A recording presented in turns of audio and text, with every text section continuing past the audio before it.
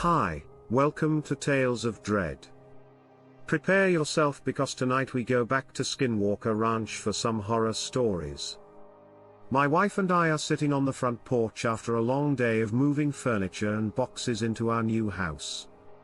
We were tired, red-faced and sweating after sharing the burden between the two of us. The sun was setting on the horizon as we sipped our warm beers and looked out over the landscape of our newly acquired ranch fields, stretched off into the distance. As far as the eye could see, there was not a neighbor in sight for miles. The cows were grazing, looking unhappy, their tails hanging straight down as they ignored the fresh grass all around them. I figured they were just upset from the long move. "Why do you think they needed so many locks?" my wife asked, taking a sip of her beer. It was the elephant in the room, so to speak, and I had to admit I was curious about it as well. Every door in the house had a deadbolt on it inside and out. Not only that, but the windows were shielded by thick iron bars. The old owners had left long before we could ask them about it. The folks who lived here before, we're probably paranoid about home invasions, so far from the city we'll take them down and I'll fill the screw holes with wood buddy. We'll paint them over and they'll be good as new. You wanted to redo the trim anyway. And the bars on the windows. That'll take a bit more work, but I can get it done before the weekend. I'll just have to run over to the hardware store to grab a few things. My wife was no longer paying attention. She was staring at some point, far off in the distance. "What's that?" she asked, pointing. I followed her finger and looked to see a large grey wolf moving in the fields. It seemed to be stalking deliberately toward us, marching at a steady, quick pace. It came to a fence, and did the strangest thing. Instead of leaping over it, or burrowing under it as I'd expected, it stood up on two legs like a person grasped the loose corner of the wire fencing and pulled it up, ducking between the strands and stepping through one leg after the other. It was exactly how I would have done it once. It was on the other side, it went back on four legs and started its progress toward us again. Then it looked up and saw us staring at it. The grey wolf stayed still for a few seconds, then disappeared in the tall grass. Suddenly it was just gone. It didn't dive into the grass or duck down. It was there, and then a moment later it was just gone, vanished in the blink of an eye. The two of us sat uneasily on the porch and I stood up to look in the distance trying to spot the creature, but it was nowhere to be found. "I'm going inside. You should come to," my wife said, sounding nervous. We went in and locked the doors at the front and back of the house. The bars stayed on the windows after that, and my wife didn't mention the deadbolts on the doors in the house again, either. The two of us went to bed that night with little talk between us. A big difference from the ecstatic chatter that had been the norm all day prior to the event with the wolf or whatever that thing was. I got the feeling wolf was not quite the right word that night. Something else even more disturbing happened to us both. I woke up in the early hours of the morning around 3:30 a.m. according to the bedside alarm clock. When I looked next to me in the bed and saw my wife's spot was empty, I became immediately concerned for her safety. Where could she have gone at this time of night? I wondered. That was when I heard her voice calling to me from outside the window, asking for me to let her in. Her cries for help were muffled through the glass, and I lifted the heavy old window pane up to hear her better. "What are you doing out there?" I asked, worried about the wolf we'd seen earlier. "I must have been sleepwalking," she said dreamily, the front door locked behind me somehow. "You have to let me back in, please." "It's cold out here, I'll be right down," I said without thinking about how impossible all of that was. I was only concerned for her safety at that moment, and she had been known to sleepwalk occasionally, so that part seemed to make sense. I raced down the stairs in my boxers and grasped the front door in my hand, reaching up to turn the lock. I was startled to hear a voice behind me. "What are you doing?" my wife asked. I jumped at the sound, my heartbeat quickening. But what terrified me even more was what I had just seen outside. Given the time frame it had taken me to get downstairs, it was impossible that it had been her. It was like someone else had been out there wearing her skin, and speaking in her voice, looking at the woman standing in front of me. I had no doubt it was Christine, my wife, panting. I walked over to her and hugged her tightly. "What's wrong?" she asked. I didn't answer, afraid she would think I was losing my mind. Some things we don't share with anyone, not even with our significant others. We take them to our grave, afraid that if we speak of them out loud, it will make them true and it will make the source of the impossible things return. So instead I just took her hand and led her up the stairs, looking back nervously over my shoulder at the front door, waiting for the sound of a key turning in the lock or the sound of it being broken down by powerful forces beyond my control. Instead there was a gentle knock, polite almost at first, but then a fist began to pound against the front door of the house, louder and louder. More and more insistently. My wife stopped, turning around to look at me on the stairs. "Who could that be at this time of night?" she asked. "Just ignore it. Let's get to bed, but go away." Eventually, after a few moments of hesitation, she turned around and began going up the stairs once more, taking a couple of nervous looks back as she did. We kept walking up the stairs as the pounding continued, devolving into steady scratching noises that didn't cease until daybreak. "What were you doing down in the basement last night?" my wife asked at the breakfast table the next morning. Neither one of us mentioned the sounds at the door the night before. We were both trying to act like it had never happened in the light of the morning. It seemed like a shared hallucination.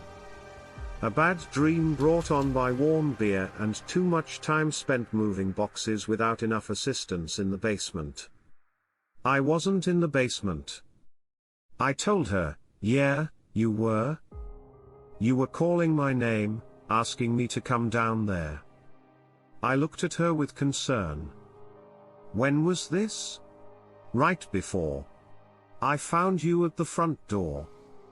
I figured I just missed you, that you found whatever you were looking for down in the basement and went into the kitchen for a snack or something. But then I found you by the front door. I was never in the basement last night." She looked at me puzzled. "Of course you were. Who else would have been calling for me from down there?" I debated telling her what I had seen outside and decided I probably should. We were clearly dealing with something very strange here and we needed to be on the same team. If we were going to figure it out, "Christine, did you go outside at all last night?" "No." "What does that have to do with?" "Okay, so here's the thing, I saw you outside at the same time when you were going down to the basement. You were calling to me from out front saying you had been sleepwalking and you were locked out. That's why I was at the door. I never went down to the basement and I don't think that was really you outside either. I think there's something else causing all this to happen." What the hell could cause that to happen? I opened my mouth to answer when there was a polite knocking at the door. The two of us sat dead silent for a few moments, unsure what to do. The knocking came again, and I heard a man's voice muffled through the door saying, "There's a car here. Maybe they're out in the fields. Should we just leave it on the doorstep?" A woman's voice asked. "I don't like being here any more than you do, but that seems a bit rude.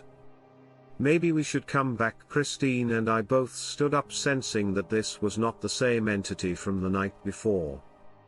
I don't know how I could tell, but I just could. This wasn't an evil presence. It was just some neighbors coming by to welcome us, and they sounded like they might know something more than we did about the ranch and its mysteries. I opened the front door and saw a man and woman with their backs turned walking away from us. They spun around when they heard the sound of us opening up. Hi. There were the Turnbulls. We live down the road, technically next door, as if there is such a thing out here. But we do share an easement with you to access the river. Jack takes the cattle down that way sometimes for a change of scenery. The man put his arm around his wife's shoulder and whispered something in her ear. She abruptly stopped talking, realizing that she was rambling on nervously. Sharon and I'm sure they don't want to get into all that, but we just wanted to stop by and welcome you to the neighborhood, so to speak.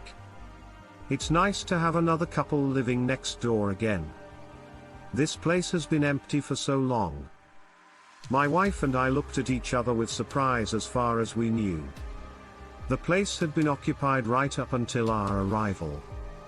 It hadn't shown signs of disrepair or neglect, so we had no reason to think otherwise. Really? No wonder the place was such a bargain. How long was it empty for? The man and woman shared a look. You know, not that long. A few years anyways. We just wanted to bring this casserole. We have a few errands to run, but it was great meeting you both. Come on by our place anytime. We're number 56981. The next driveway on your side up that way, the man said, hooking his thumb eastward. I had never seen anyone introduce themselves and run so quickly. I tried not to take it personally. It was nice to meet you both, the woman said, taking a few quick steps towards my wife and handing her the casserole dish. You can keep that dish, by the way, it's Pyrex. Great for casseroles. She backed up to join her husband, looking around the property nervously as she did. Hey, can I ask you something? The two of them looked ready to run back to their car, but they stopped and nodded, shifting on their feet anxiously and waiting for me to speak. Have you ever seen anything? How should I put this? There's been a couple of weird occurrences since we moved in, and I was just wondering if you could tell us anything. Is this place haunted? Is that why it was so cheap? I can tell you guys are nervous. Just give us something to work with. Please. We're getting a little freaked out. The woman looked pleadingly at her husband. He nodded to her and she went back to the car and got in the passenger seat where she sat, darting her eyes around from side to side. What exactly did you see? The man asked. Wait, no, don't tell me. It's better if we don't speak of them. They know when you talk about them. It's better if we don't. Well then, how do we get rid of them? You don't? These things have been around a lot longer than you or me. My wife and I get our share of strange events on the ranch next door too. But not as bad as here. This place. Well, there's something here that makes it special, and not in a good way. I'm sorry to say I'd tell you more, but it would only make things worse. It always does. There was a sound of knuckles rapping against the glass, and I looked to see his wife banging on the car window, looking with wide eyes at us and pointing into the distance towards the fields. My eyes followed where she was pointing, and I looked to see the large grey wolf was back and it was moving towards us again. I told you we're not meant to speak of them. I need to go. The two of you should decide soon if you want to stay. This place will change you and it will take things from you. You only get so long to decide if you want to see what the changes will be. It will already be too late. Trust me with that. He turned away and went back to his car. He started the engine and drove off much quicker than I would have thought. Safe on the dirt driveway, swerving and leaving a cloud of dust hanging in the air around us, obstructing my view for a few seconds. When I turned around again, the wolf was much closer. It was about 50 yards away and closing in fast. It was looking at me intently. My wife was running back towards the house, yelling at me to come, but I was frozen watching the wolf as it stood on its hind legs again. Not a wolf. Stop calling it a wolf. It's not a wolf, it's just trying to fool you into thinking. That's what it is, but it's so much more dangerous than that. I tried to take a step, but my legs wouldn't budge. My eyes were locked on the wolf as it began to stalk towards me, no longer an animal, but something else wearing an animal suit. The ancient, leathery-skinned humanoid beneath the wolf armor could be glimpsed occasionally as it strode like a hunter in my direction, taking long steps, moving low to the ground. The fur pieces were simply strapped onto it like clothing the wolf had strapped on like a hat.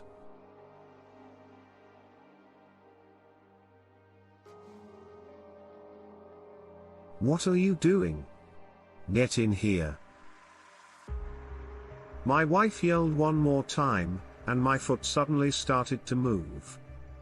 As soon as it did, I found I was unfrozen and finally able to start running, and not a second too soon. The house was close, but the thing was fast. When it saw me beginning to run, it became a wolf again in an instant. The idea that it was anything but that seemed ludicrous as I watched it race towards me on all fours, its snapping jaws dripping saliva as it drove to cut me off.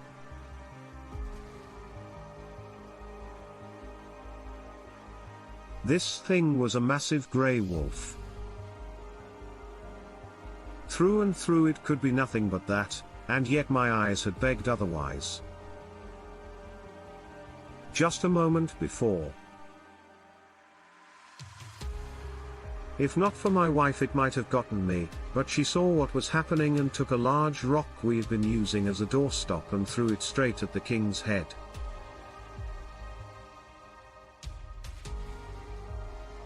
It missed, hitting the beast in the shoulder instead, but it was enough to drive it back for a brief second, which was all I needed. I ran into the house and slammed the door shut behind me. An instant later the scratching began again. Soon there was another one at the back door, scratching it as well. The sounds continued for hours. When the noise has stopped and I finally ventured outside again, I found that 3 of the cattle had been killed. The others were scared out of their wits, huddled together in a corner of the field near to the house. Their eyes darted around the fields, reminding me of how the neighbors had looked as they scanned our property for the things lurking in the shadows. I was beginning to suspect we were not going to be able to stay in this place much longer. Even if we could survive, this was no way to live. That night my wife and I sat in the living room with all the blinds and curtains drawn, discussing what we would do. The house wouldn't sell quickly, that much was obvious, based on the neighbors' statements. The 2 of us decided we would leave in the morning. We would stay in a motel until we found an apartment to rent, sacrificing all of our investment in the house. Even if we put it up for sale again, it would be a long time before we made any portion of our money back, but it was too dangerous and too terrifying to stay. "I'm going to bed," my wife said, looking tired. "Come upstairs soon." "Okay, I don't want to be alone." "I'll be up in a minute," and told her I just want to grab a glass of water. She nodded sleepily and went up the stairs, slowly, looking depressed. We had dreamed about this move for so long, and now it was all coming to ruins. I felt sad about it too. I went into the kitchen and poured a glass of water. After drinking it down in one long gulp, I decided I needed another. It had been a long day and I'd been too distracted to drink anything. A noise came from upstairs, a scraping sound like claws setting down the glass. I turned around and listened closely. Christine. She didn't reply. I took a few steps across the linoleum floor of the kitchen before calling out again. Once again. There was no answer. By the time I got to the bottom of the stairs, my heart was pounding so fast and hard. I felt like it would beat right out of my chest.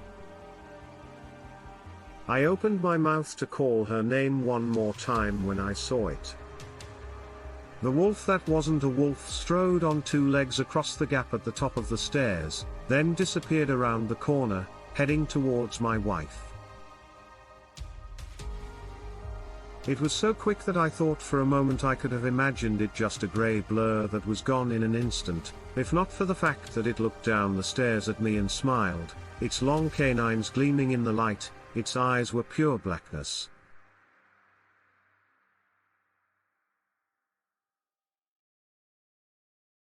I ran up the stairs as fast as I could, terrified of what it would do to her.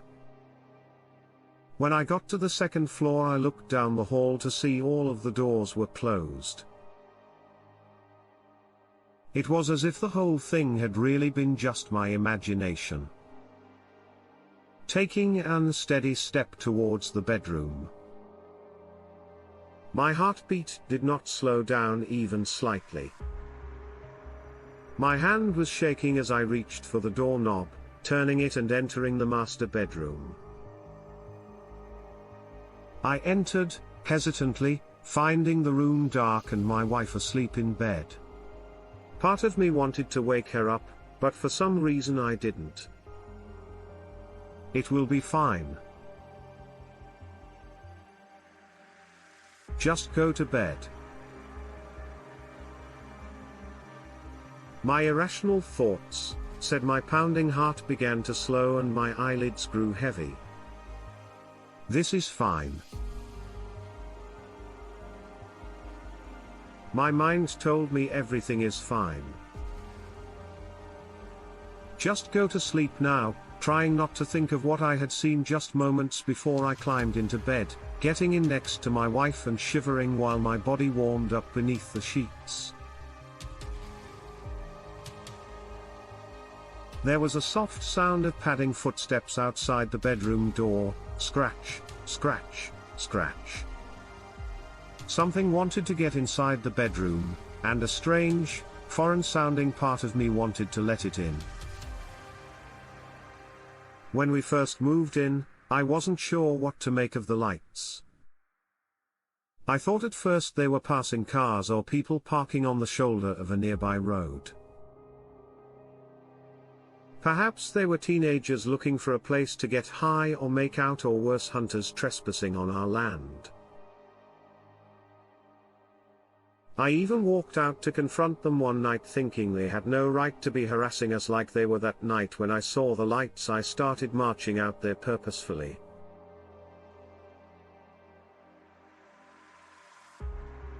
Despite the late hour, there were no crickets chirping and nothing was making a sound. Everything was dead quiet as I got closer to that glowing round light at the edge of the property. Then I blinked, and it was just gone. Thinking still that it was just teenagers or drunks who had seen me and turned their lights off. I kept walking out further. The eerie quiet and the moonless night making me uneasy as I approached the tree line. There was no way a car could have disappeared so quickly, and yet when I got to the road there was nobody there.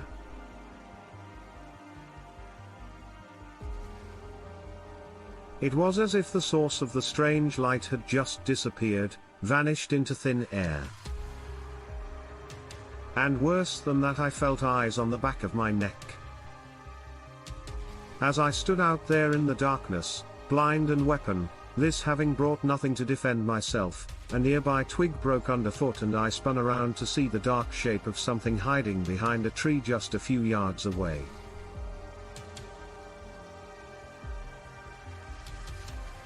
It was shadowy and humanoid, ducking out of sight. When I looked, the feeling of dread I was experiencing intensified 1,000-fold as soon as I caught sight of it. Something you should know about me is that I love to read old folklore and mythology.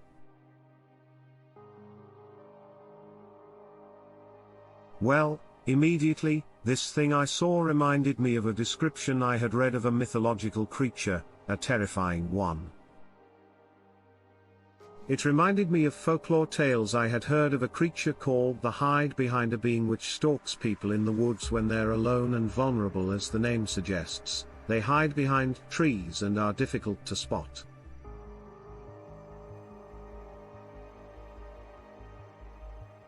No matter which angle you look from, they stalk their prey with practiced efficiency, and most people die without seeing them coming. I tried to shake away that memory but could not. As I stared at the thing behind the tree, I felt an inhuman entity was looking back at me. I stepped to the side to try and get a better look at it, but the angle I saw the creature stayed the same. It remained stubbornly hidden behind the tree. Have you ever felt a presence that you recognized immediately was not of our world? Well, silly as that might sound to some people, that's what I felt looking at. That dark shape hiding behind the tree. As it stared back at me, I felt like my heart was going to stop in my chest. My gut was full of concrete as I turned on my heel and ran from it. Whatever it was, I was so scared, I tripped over my own feet, falling hard to the ground and eating dirt on the shoulder of the road. The things seemed to sense my weakness and it moved out from its hiding place. It didn't step out. It seemed to glide sideways as if it was floating. It regarded me for an instant longer, then started to close in, its features growing only slightly more discernible. As it drew closer, I stumbled to my feet. After taking a few precarious steps and nearly tumbling down into the ditch, I managed to sprint across the field and away from the thing. For a while, I was too afraid to glance over my shoulder, worried that if I did it would be my death. When I finally did look back, I saw it watching me from the tree line. Its form was blurred and dark like a picture out of focus.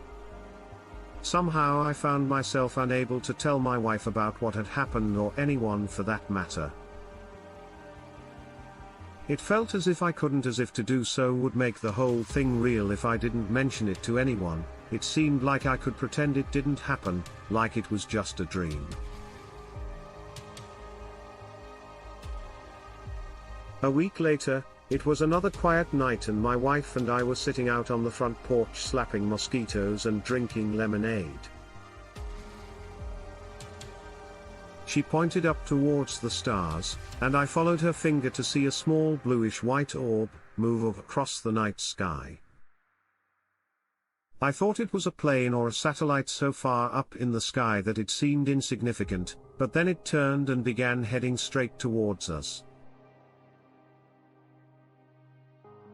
Its trajectory and its growing light caused us both to scream with fear.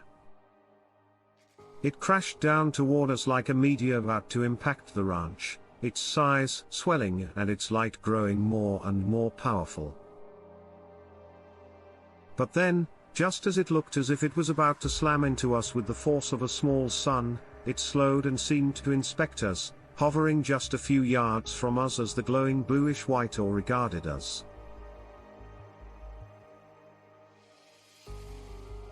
I felt as if I was dying inside my bones. Ache and pain blossomed in my chest and in my throat. My heart hammered too fast inside my chest. I tried to take a breath but found myself unable as it drew closer and closer to us. Its power impossible to ignore, hovering in front of us. It stayed where it was for several long moments. The power in the house went out suddenly and it was eerily quiet and dark except for the light from the orb and its reverberating hum. All I wanted was for it to go away. The feeling of it was so upsetting and so unpleasant. It made me feel queasy and sick, and even worse than that in a way I can't describe. It was like a sense of foreboding doom was hanging over me, as if an anvil suspended by an old fraying rope were dangling over me.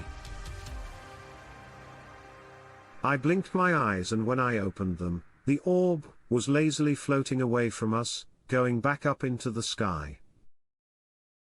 Then it vanished in a horizontal line which indicated sudden rapid movement. The white line across the black night sky disappeared a moment later, and I finally felt as if I could breathe again. What the hell was that thing? My wife had asked, sounding just as terrified as I felt, but I had no response. I couldn't bring myself to share about the experience I'd had. If I did, I was worried the creature would come back, as if the mere mention of it would summon it into our midst. When we went back inside the house, all of the phones, laptops, gaming systems, appliances, and anything else electronic in the house was completely inoperable. In an instant, they were transformed into giant useless paperweights. As the weeks went by, the glowing orbs became a more and more persistent problem. They also began affecting our livelihood. Eventually I started to realize that this place was cursed. One morning in particular comes to mind, the morning when everything changed and I realized I could no longer stay at Skinwalker Ranch. I stood out in the field in the early morning sun, looking at the dead cow flies buzzing around its head. A strange hole was sliced through its neck, the edges clean like they had been cut with a scalpel.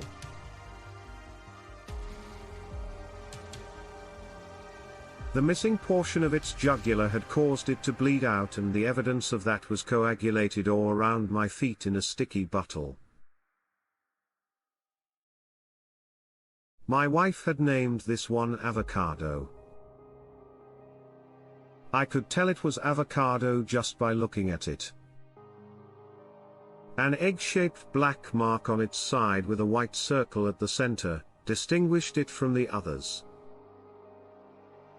The yearling would have gone off for slaughter in a month.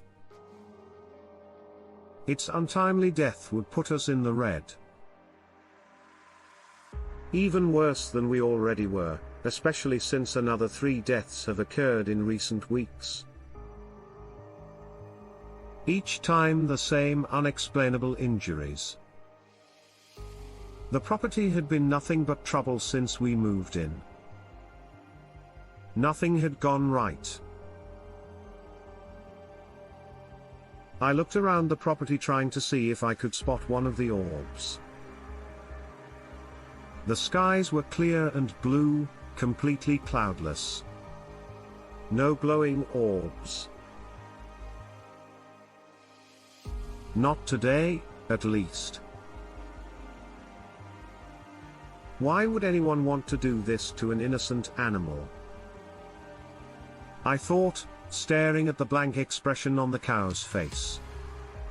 My eye caught movement in the sky to the north, and I looked to see something whizzing past like a bullet. It was a round ball of bluish-white light tracing a path across the field, heading for a patch of grass behind some nearby trees. It disappeared a moment later. That was when I realized the cattle were over in that field grazing. The orb was headed straight for them. No longer thinking rationally, only worried about our livelihood being wiped out, I raced across the sun-yellowed grass towards the clearing. Anxious moves could be heard to the trees as fast as I could run. I felt so slow compared to those things which were terrorizing us, the evil orbs which came from the sky to torment us. The cows were all racing towards me, terrified of the blue orb. One of them crashed into me, knocking me to the ground, and I felt a hoof land just beside my head, which surely would have killed me if it had been a few inches to the side. I stood to see the glowing orbs, attention turned to me without any distinguishing features.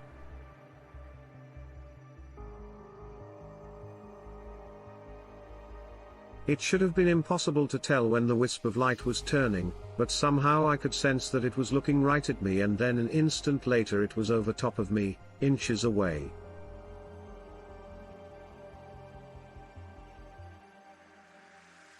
It drowned and undulated in the most unpleasant way, like too much bass in the back seat of a car where you have no control over the stereo, like a drill at the dentist burrowing into a back tooth.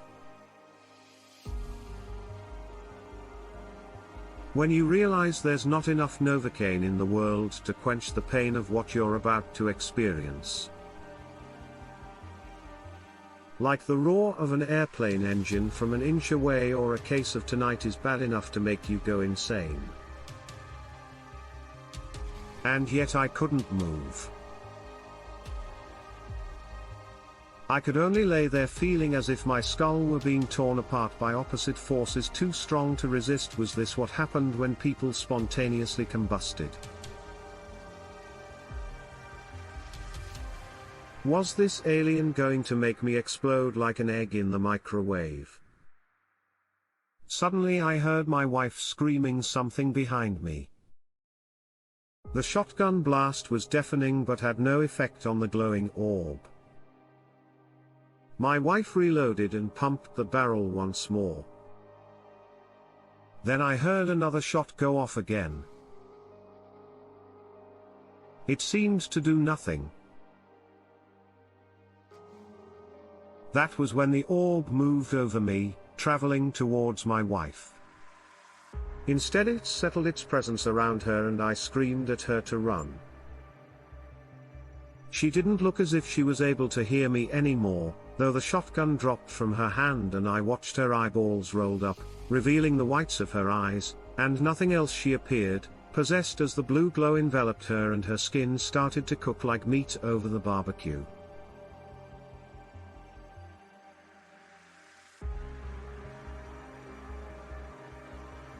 No! I screamed, scrambling to my feet and running over towards her. By the time I arrived, though, she was nothing but a pile of black ash and cinders in the perfect shape of reform. As I dove into her, trying to rescue her from the light, the orb receded back into the sky as I collided with a column of numbers that had been my wife, and instant earlier it exploded into a black-grey cloud of dust, obliterating any evidence of what had just happened, and leaving only a scattered pile of ashes.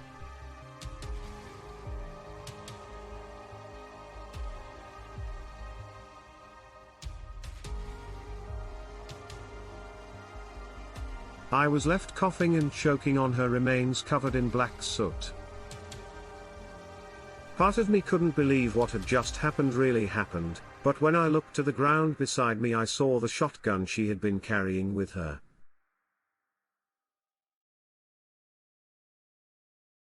She had tried to save me, I thought to myself. She tried to save me, and it had gotten her killed after weeping for a while, unable to move or do anything.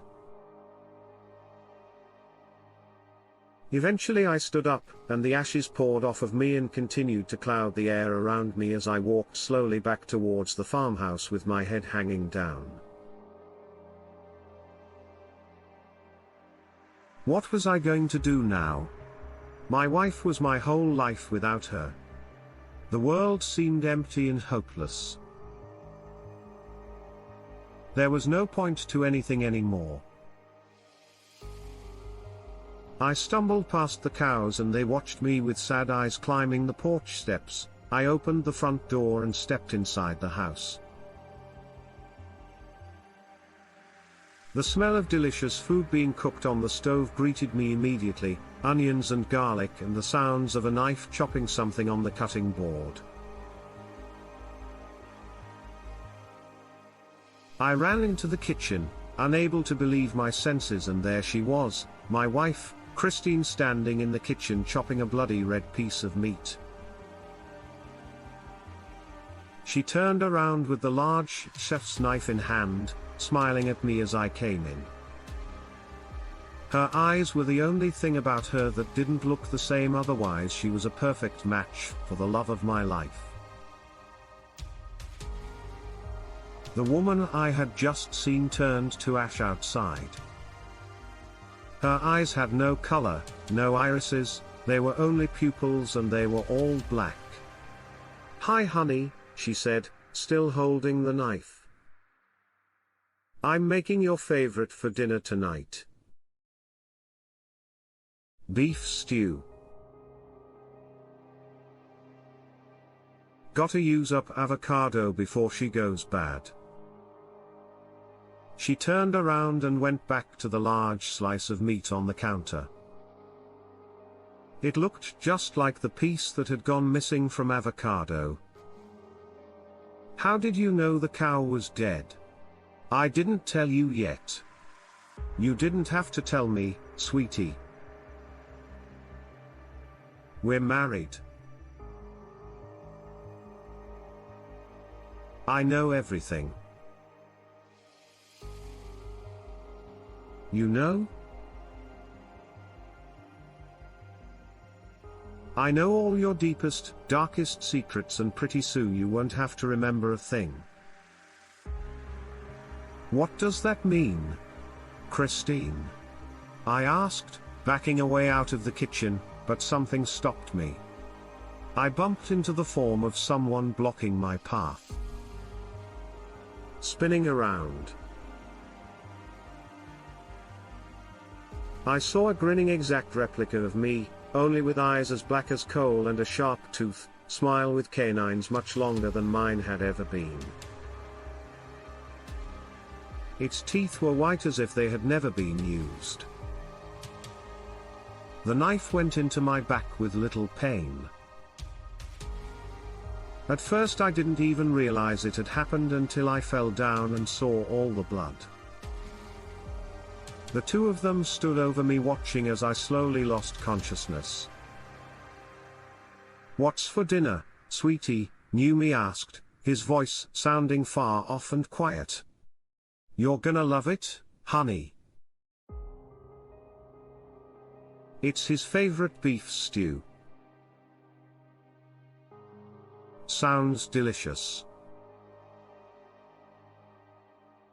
The dark room was filled with the worrying sounds of hard drives and the pale blue glow of computer monitors.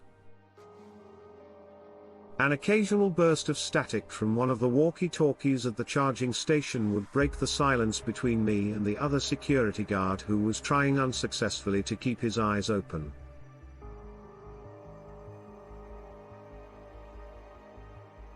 "Doesn't anything interesting ever happen around here?"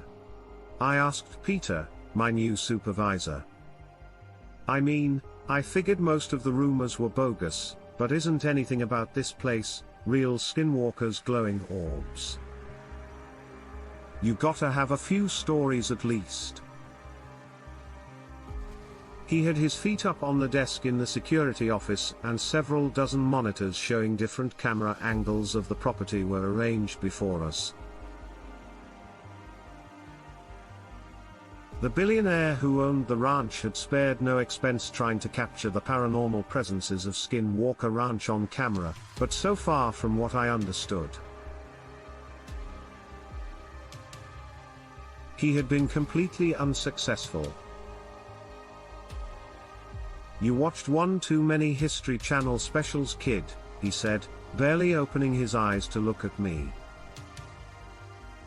I realized he was falling asleep. "There's nothing here but a rich guy with too much cash and an army of underpaid acolytes like you and me busting our asses to document a whole lot of nothing. So what's with the body armor and the tasers and all the safety equipment? I'm surprised they don't have us packing heat with all this stuff we have strapped to us." We looked like SWAT officers, which was completely ridiculous considering our job descriptions mostly involved eating boxed lunches and trying not to bore ourselves to death. "Dude, shut up and quit asking so many questions. One day the old man will get wise that E.T. ain't coming, but until then just enjoy the gravy train. Okay?" I grunted in agreement and sat watching the monitors as Peter began to snore, looking at the time. I saw it was past 3 a.m., only another 4 hours until the morning shift arrived.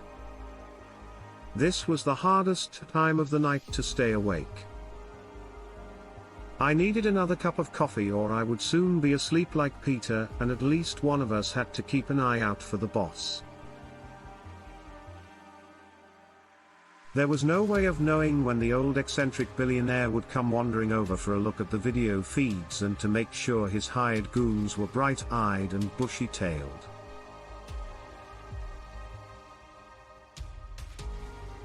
He'd been known to pop in for surprise visits since I needed the job and couldn't afford to lose it.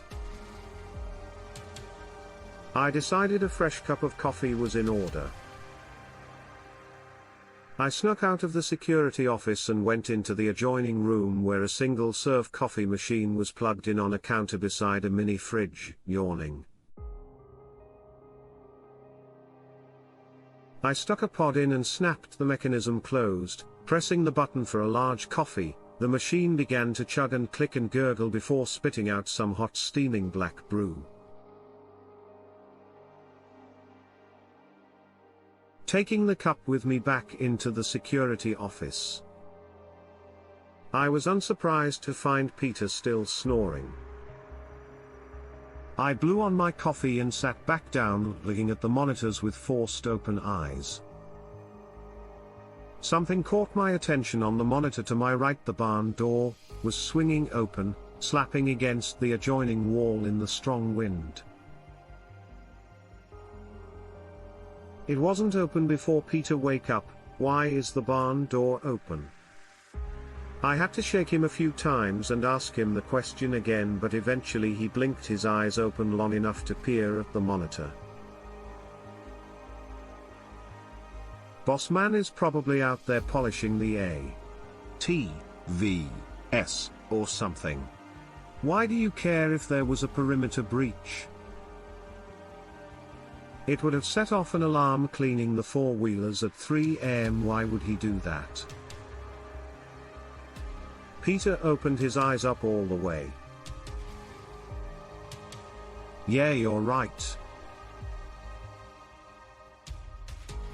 It could be a test. He likes to do that sometimes to make sure we're not sleeping on the job. You go out there, newbie, I'll stay here and watch the feeds. He put his shirt over his eyes and I could hear him resume snoring a moment later. If it was the boss out there, I wasn't going to cover for Peter. I thought to myself, this guy was useless.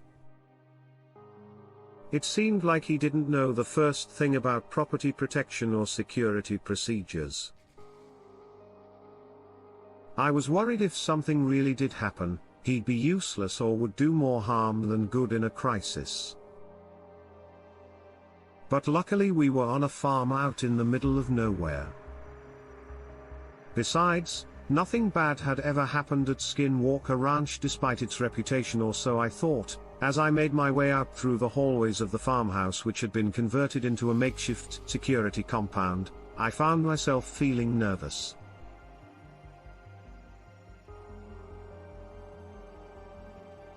Something about this wasn't right. The idea that the boss was out in the barn at 3 a.m. testing our preparedness didn't jive with me, but I supposed it was possible. Stepping out into the cool night air, I looked across the driveway at the barn not more than 100 yards away. The noise of the untethered door banging against the wood could be heard loudly now, and sounded to my ears like an omen of evil. A fat orange moon hung low in the sky, its awful gravity pulling me towards the blood-red building. I found myself standing before the open door, the smell of hay wafting out from inside, close the door and go back to the security office.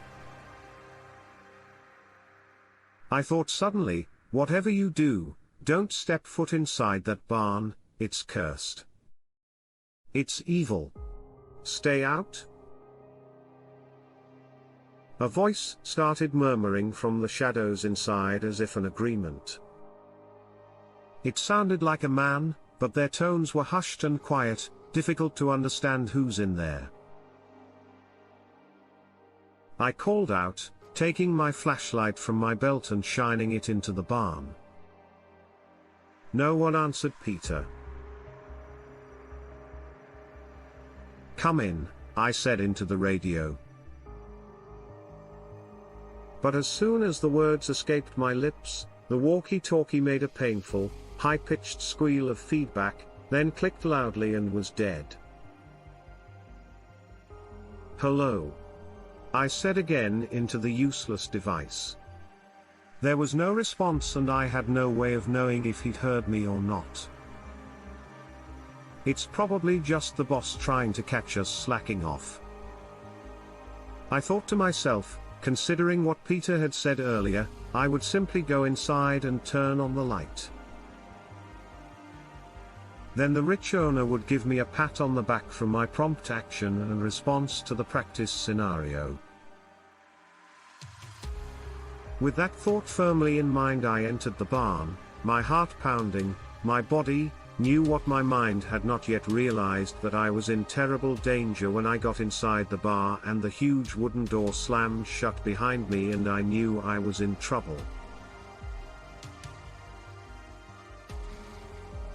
The murmuring chanting thing in the darkness continued its deliberate cadence as I turned and tried to get out, clawing at the door and trying desperately to pull it open. One of my fingernails broke off and began to bleed, but I didn't notice that until later as the adrenaline was pumping through my veins.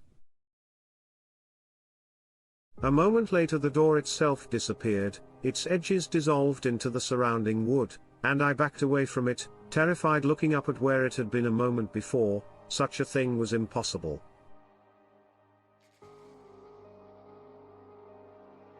And yet it had just happened before my eyes. I was trapped, spinning around. I saw the thing in the shadows still chanting and now swaying back and forth. Its silhouette in the darkness reminded me of a shaman mixed with a wolfman holding a wand or a scepter of some kind. The head of the scepter rattled and made awful, fleshy sounds like teeth being shook in a sack made of skin. I tried not to listen to the things the creature was saying, as the words felt like worms crawling through my ears, and into my grey matter, invading my thoughts. It was like an itch that I couldn't scratch, like a dozen black flies crawling on my brain, where I couldn't get to them with my fingers, taking occasional bites and sampling the local cuisine inside my skull.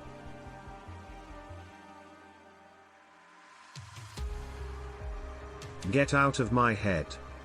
I heard myself scream, but the wicked chanting continued. The language was ancient, and unknowable clutching my skull. That horrible itching sensation of something warming its way into my mind continued undeterred by my protests. I looked around and saw other dark forms were in the barn with me. They looked like shadows at first, moving along the ground, like dark puddles, spreading outwards from a surrounding oil spill, but then the things began to take shape and rise up, shedding their two-dimensional forms and turning into humanoid beings with pitch-black features.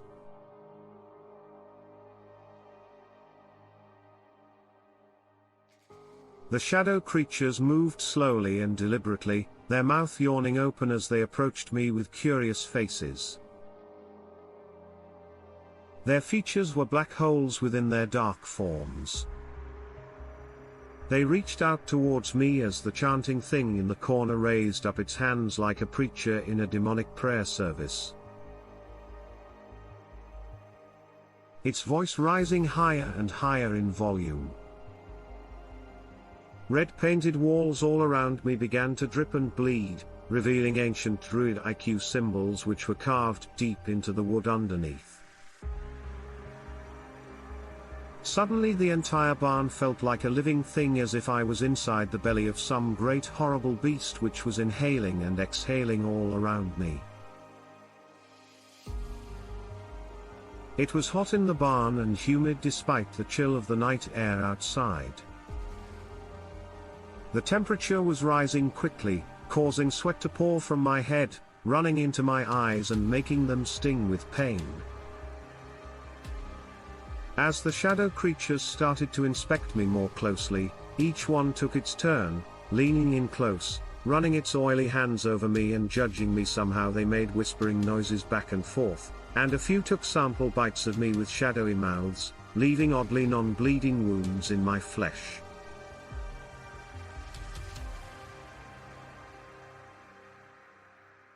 I cried out in pain each time, and it seemed like they were shushing me as they raised up their extremities to my face with every noise I made. For some reason I found myself obliging.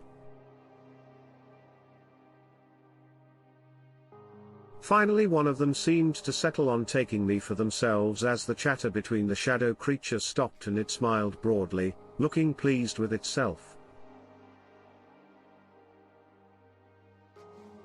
The creature resembled a black panther about to pounce as it leaned in towards me. It looked as if it was preparing to dive into my mouth to make a home inside my body permanently. When the huge wooden barn door which had previously vanished crashed in behind me, glaring spotlights filled the space, and I looked around to see the shadow things were dispersing. The shaman creature in the corner, who had been chanting in wicked tones, made a circular motion with his wand and a dark hole appeared in the wall which he proceeded to exit through. It disappeared a second later, closing tightly behind him. Looking around, I saw the barn around me was no longer painted bright red.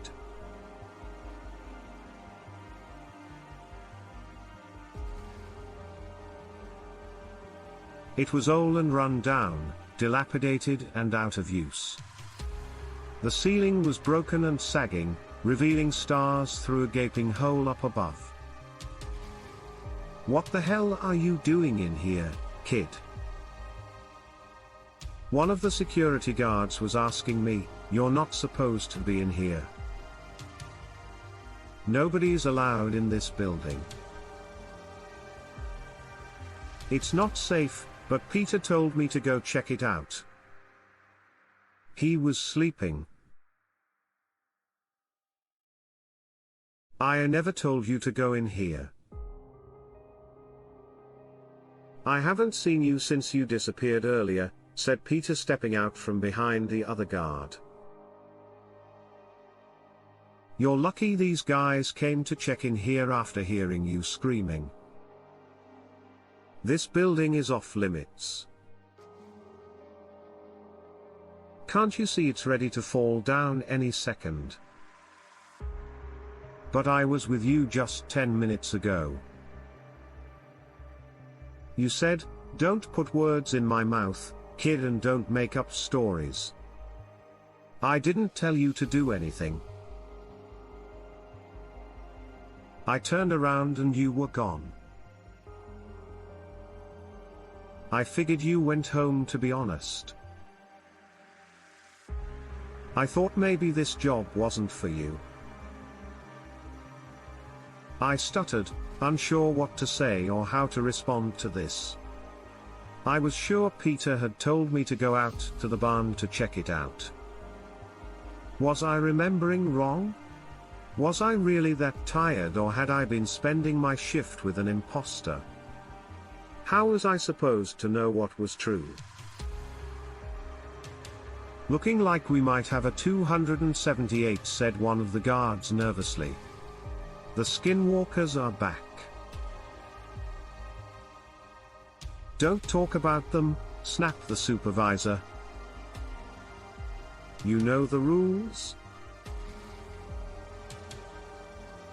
You talk about them and that's when they show up. Everybody get inside. Now, buddy protocols, you need to go to the bathroom, take your buddy with you. You know the rules? Peter, we've got a code black by the sounds of it. Everyone drew their weapons and I saw these other guards had guns with odd futuristic attachments on the barrels. Strange, translucent white pieces that looked like oversized silencers. I hadn't seen any of these people when I arrived for the first half of my training shift. It turned out they lived on the property and were paid handsomely to be on call to respond to any events as they occurred.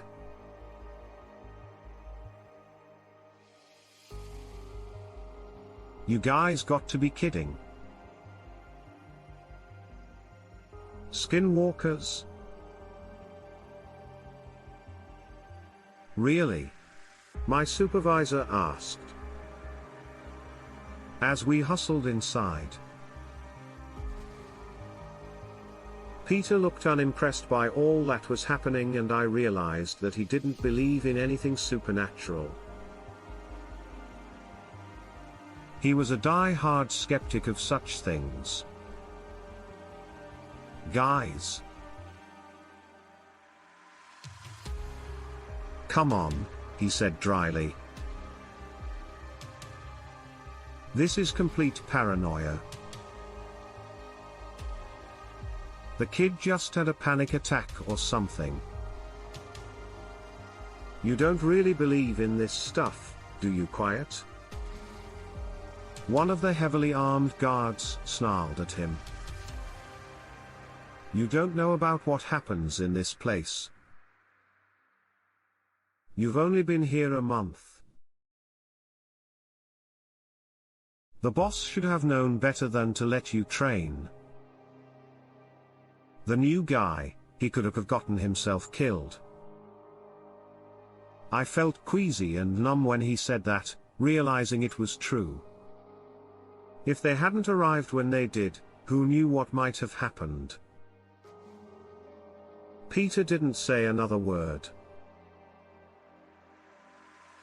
Instead, he just made an annoyed sound and followed the rest of us as the formation began moving towards the door to the farmhouse. He stayed back a little ways as if in protest, just as we were about to enter the house. I heard him stop from a few yards away, muttering to himself. I paused to look back, stopping where I was in the doorway as the rest of the team went inside. I held the door open for him, hoping he would follow, but instead he began to yell in a loud, agitated voice.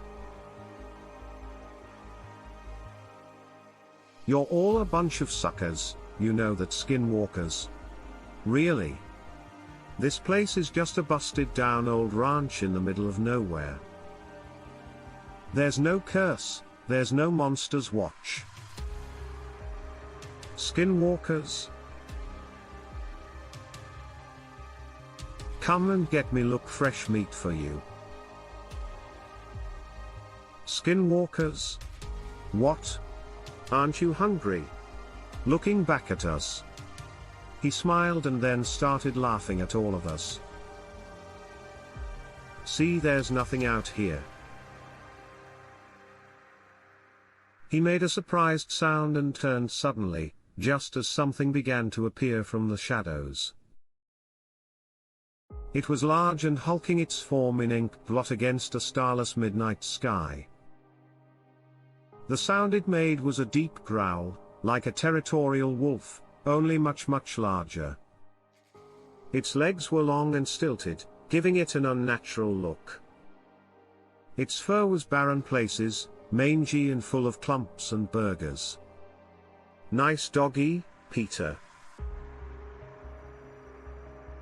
said, backing away, his hands extended outward defensively. "That's not a dog. Get inside the damn house now," screamed a voice from over my shoulder, deafening me. Several other dark shapes emerged from the periphery of my vision, crowding around Peter and surrounding him. He began to run, but it was too late. They leapt at him, knocking him to the ground with a brutal impact. It looked like a highlight football tackle, his upper body being sent one direction, and then his legs were slammed into from the opposite angle, causing his body to contort and bend in two different ways. When he landed, he looked unable to breathe or speak, and I wondered if the wind had been knocked out of him or if they had broken his spine. I instinctively began to run towards him, thinking I could save him, but one of the nearby guards grabbed my arm and pulled me back. If not for that, I'd probably be dead. Squad firing positions. The guy in charge of the group yelled and they all fell into formation.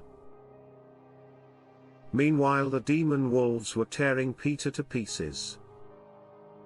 One of them had its jaws around his face and was squeezing like a vice grip on his skull. The other one was shredding his torso with its teeth, ready aim fire. The group of pseudo-soldiers around me started unleashing semi-automatic rifle rounds into the hellhounds, each one tracing a green trajectory which streaked across the sky like tracer bullets.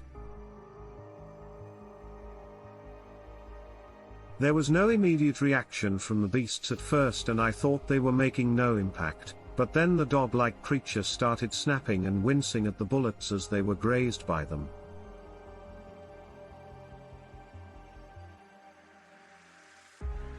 Don't let up, keep the pressure on.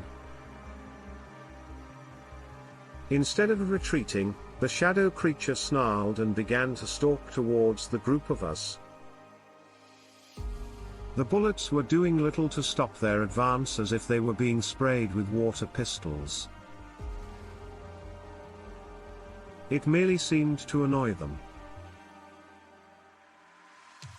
Further, one left suddenly with lightning-quick speed, pouncing on a guard nearby. He screamed as the thing started shredding his Kevlar, cutting through the protective gear like warm butter with its claws. Peter was no longer moving or breathing, and the remaining guards were quickly losing their courage. The leader of them shouted, and I hustled inside this time, not even hesitating. We slammed the door shut and listened to the screams of the guards who didn't make it back inside. The creatures didn't kill them quickly, though. Those who were left alive died slowly as the hellish wolves tortured them, making them scream for help in an attempt to draw us back outside to rescue them.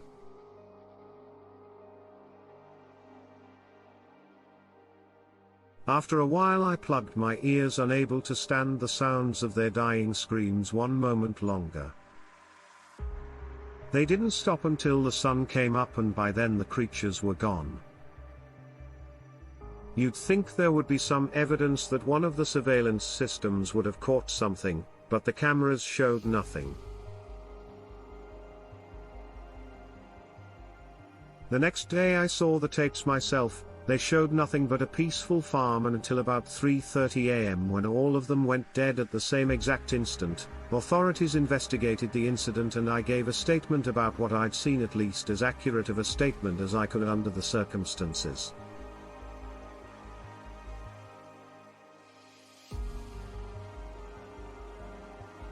The whole thing was written off as a wild animal attack, and once the dust settled, the whole team was let go, fired for our inaction during the event.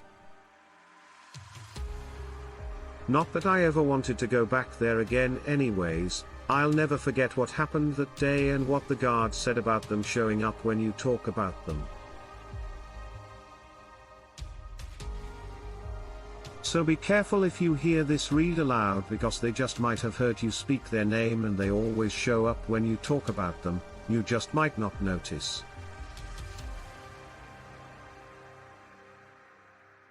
Thanks for watching.